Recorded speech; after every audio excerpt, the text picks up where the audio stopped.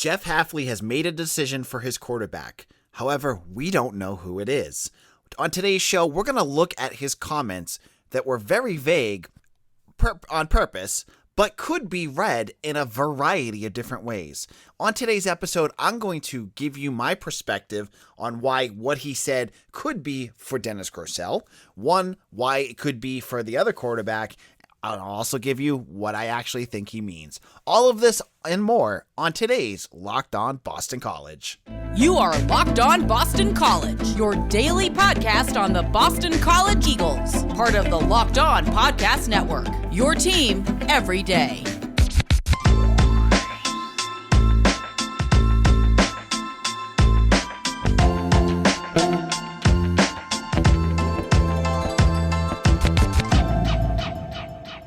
This is Locked On Boston College. Thank you all for listening. I am AJ Black. I am the host of the show. I'm also the editor and publisher of bcbulletin.com. On today's show, we are going to jump in and talk about the controversial comments that Jeff Hafley made on Tuesday. They're not really controversial. Wrong word choice here, AJ, but what I'm thinking is they're very vague.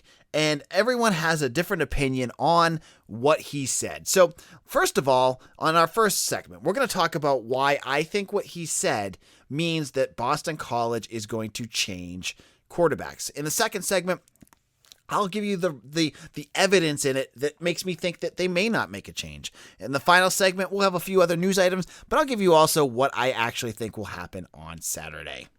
So on Tuesday, Jeff Hafley had his normal press conference, and he came right out and talked about the quarterback situation. Here's exactly the words that he said.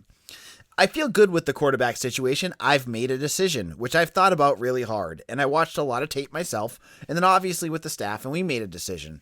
We feel really good about it, and the team knows about it, and I think for obvious reasons, I'm going to keep it at that until we get on the field and play. Then he was asked how hard it was. He goes, not hard once I really dove in hard and kind of unpeeled things. I thought it would be a lot harder than that actually was, to be honest with you, so not very hard. So that's his comments. Clearly, he does not give you anything.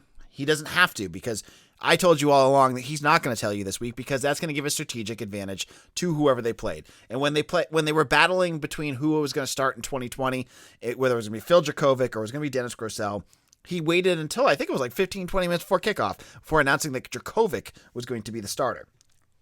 So this segment, let's talk about why I think Jeff Hafley is going to make a change. So in this conversation, he was very vague. And he says that he had to make a decision. It was really hard. It wasn't, he thought about really hard.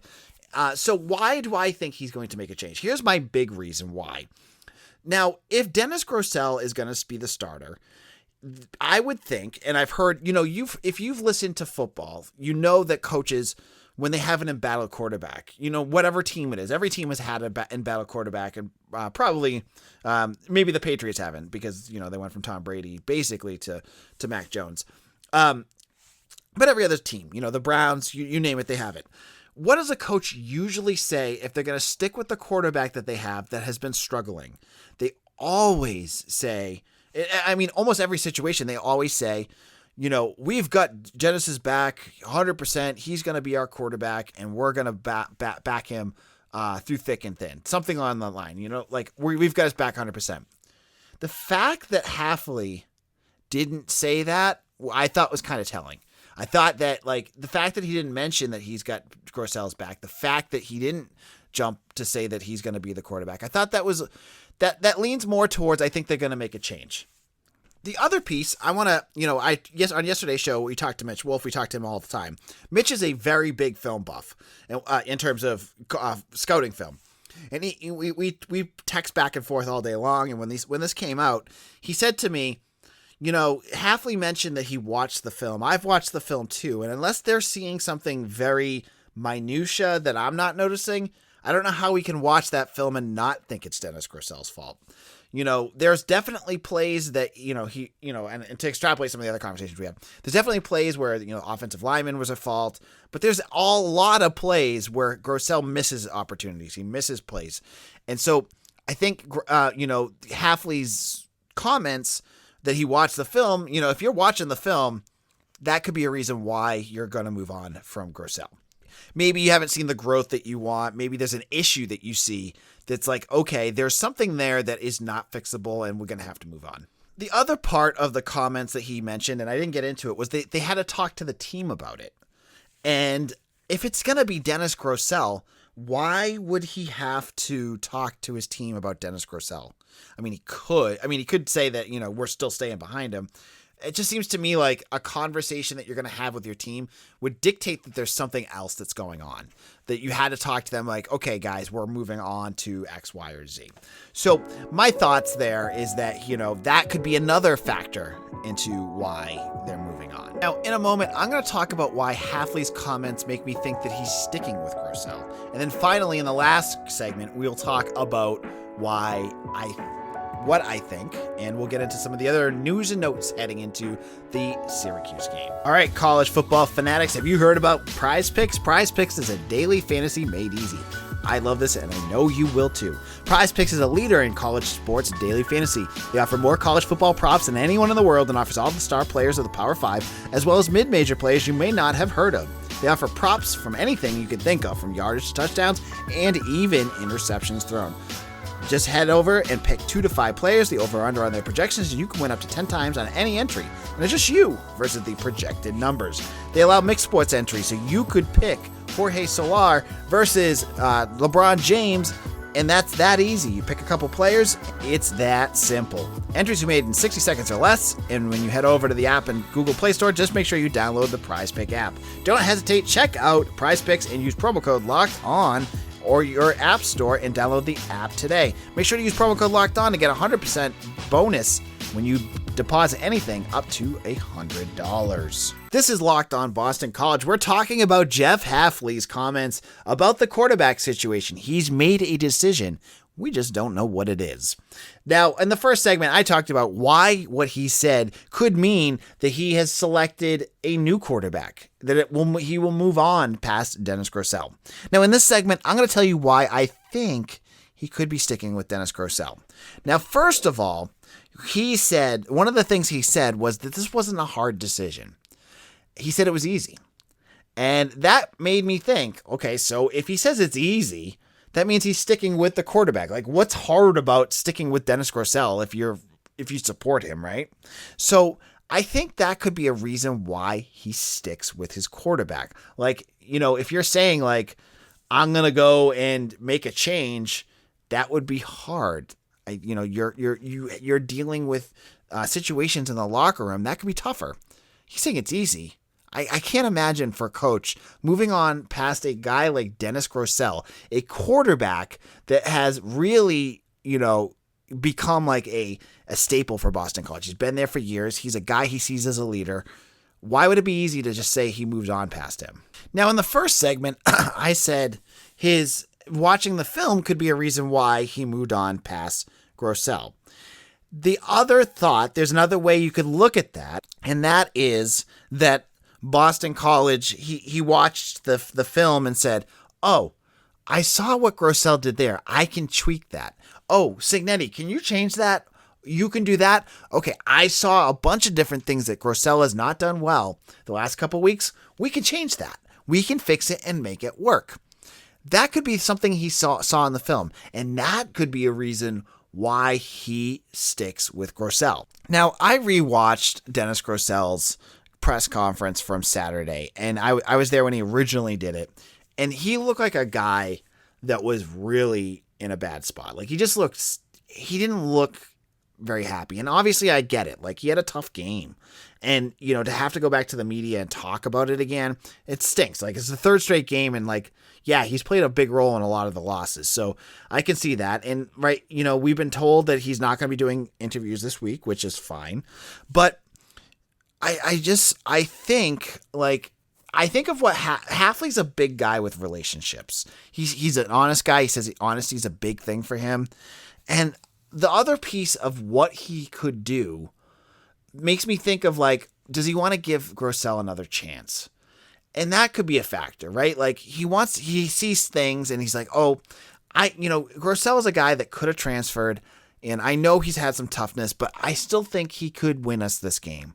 So I think that could be another factor that goes into it. Like maybe Hafley, deep in his heart, thinks that he hasn't seen the best out of Grosel and that he can change some of those things. So that could be something that goes into his decision as well. Now, in our final segment, I'm going to go into what I actually think is going to happen. I'll go in. We're not going to find out until Saturday. He's not going to tell us.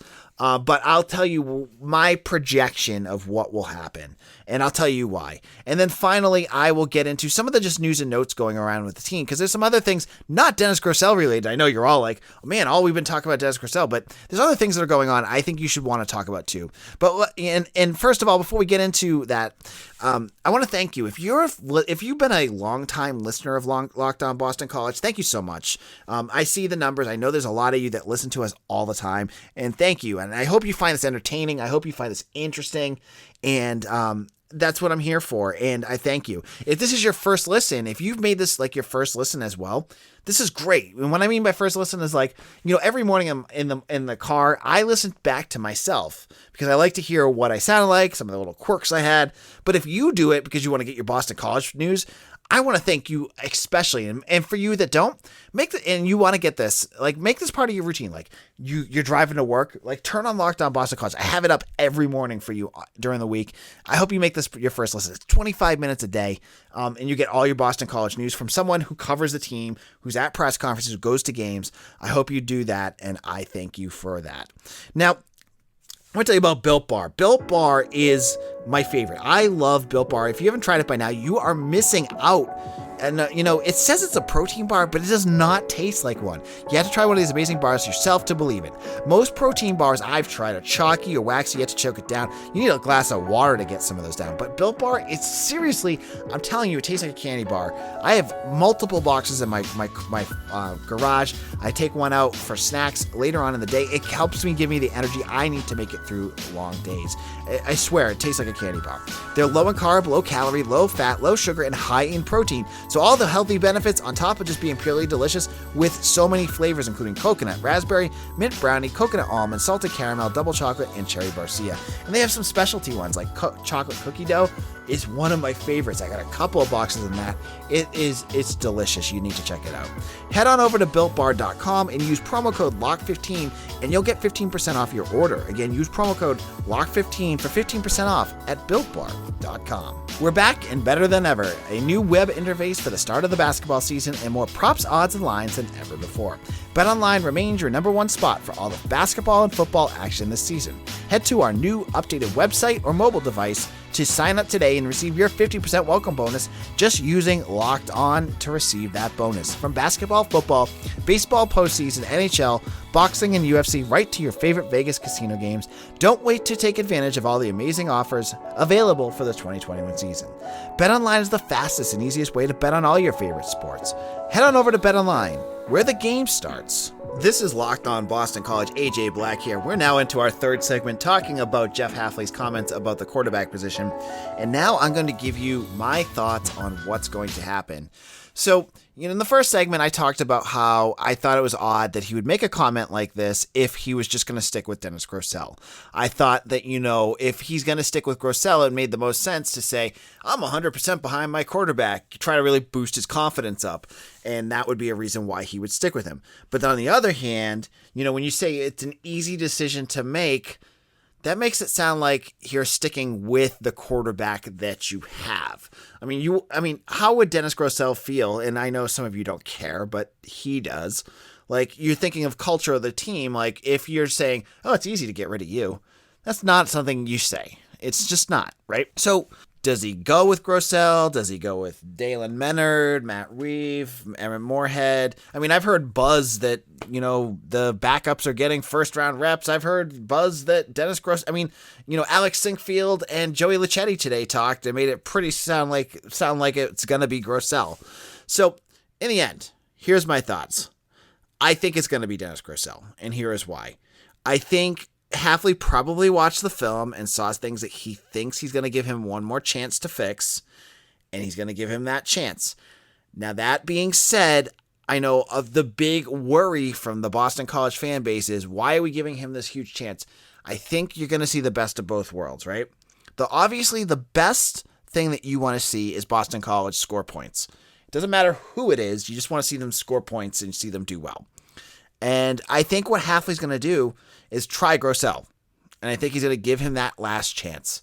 And he's going to be on a leash that this is what I think. I think he's going to probably be put on a leash that's going to be very, very, very short. So if you start seeing Boston College putzing away drives again, like we've seen the last 3 weeks, I think he's going to make that move. I think it'll happen pretty quickly. I think he's going to say, okay, Grosel, here's what you got to do. Boom, boom, boom. If we see it, we'll keep you out there. If we don't, we don't. So hopefully you'll see. You don't want to leave Grosel out there for a half. And, just like we saw against Louisville, they're like down by 21-7 or something like that. You can't do that. So like a drive or two. Maybe if you're seeing like the opening drive and another drive that Grosel just doesn't have it, he's missing the touches on his pass, he'll make that move, and that'll be it. So that's my thought. I think I sense a ton of gnashing teeth come Saturday, as I think Dennis Grosel will probably be the quarterback, but I still don't feel comfortable I even have a grasp on this. So stay tuned. There's always little tells that we can figure some things out. I mean, when it was Grosel and Djokovic in 2020, we obviously knew who it was going to be. You knew Djokovic. This one seems more 50-50, so we'll have to wait and see and try to get some reads on what's going on at practice. But I think it's going to be Grosel, but hopefully if it's not working, that they have a backup plan B this time, and it's not just letting him suffer through a whole game. So other news that are going on for Boston College, other than the quarterback, and I know, right, there's like other things that are happening. I think the big thing was injuries heading into this game. After the Louisville game, there was a handful of injuries that we saw that impacted Boston College. Brandon Sebastian made a twisting catch on an interception, but then came down hard on his knee and missed the rest of the game. He is day-to-day for Saturday's game. Could play, might not, but given the depth issues, well, not even depth issues, they lost Sean Asbury for the year with a broken arm. But I think it sounds like he could play. We'll have to wait and see what happens. With Hafley, it's always tough. He's very honest, but sometimes he doesn't want to tell you the truth about like whether a guy really is going to play. So he's day-to-day, could be either way.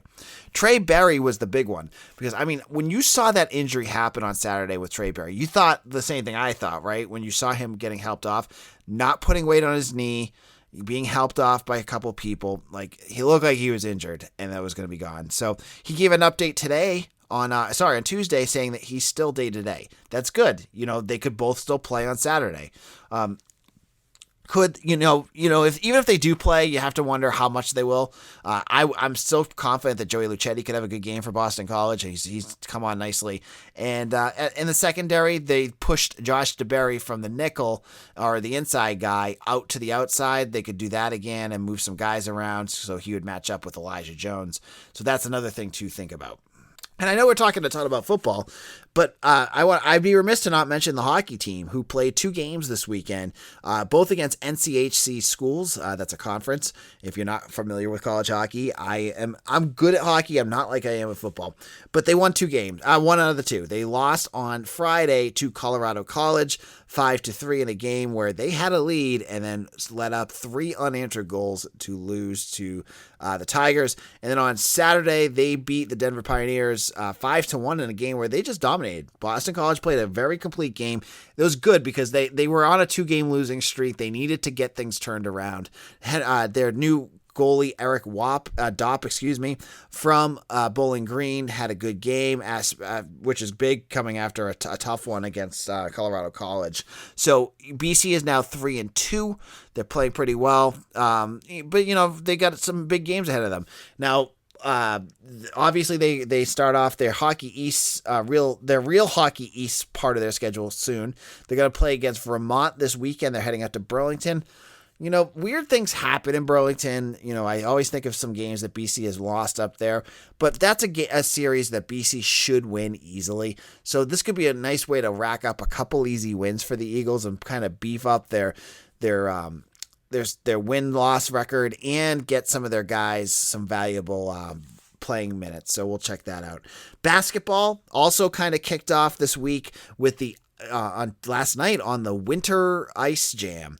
The first time happened in 10 years. I remember going 10 years ago when Vanilla Ice was the special guest to get people there. It was back when Steve Donahue was the head coach, and they were doing like dunk contests and all sorts of crazy stuff. And it was fun back then. This one seemed quieter. Like, their big guest was Aaron Naismith, who was like, the end of the bench for the Celtics. It was hosted by Courtney Cox, not the one from Friends.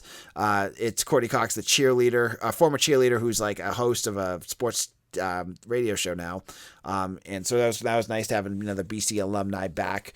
I didn't get a chance to go. It's a fan event. I'm not going to go to that. But that's a nice little event. And then finally, our last piece of news was that Matt Hasselbeck was inducted into the Ring of Honor for the Seattle Seahawks. He's only the 13th player in Seahawks history to be named to that honor. There's going to be a 14th next week when Mike Holmgren gets his former coach gets named as well. Matt Hasselbeck is one of those players that you're really proud of at BC. He honestly, like, you look at his stats, he wasn't all that impressive with BC. He had more interceptions than touchdowns. His team, like his senior year, was like 4-7. They weren't very good, but he put together quite a career in the NFL. Obviously, he took Seattle to their first Super Bowl game that they lost against the Pittsburgh Steelers in 2004 or 2005. I'm totally blank on the year, but that was a big deal. He had, 33,000 yards he threw for. He had a long career. For a guy that was a 6th-round pick, he put together a nice little career, and now he's in ESPN. So congratulations to Matt Hasselbeck. It was a great story to hear about for him.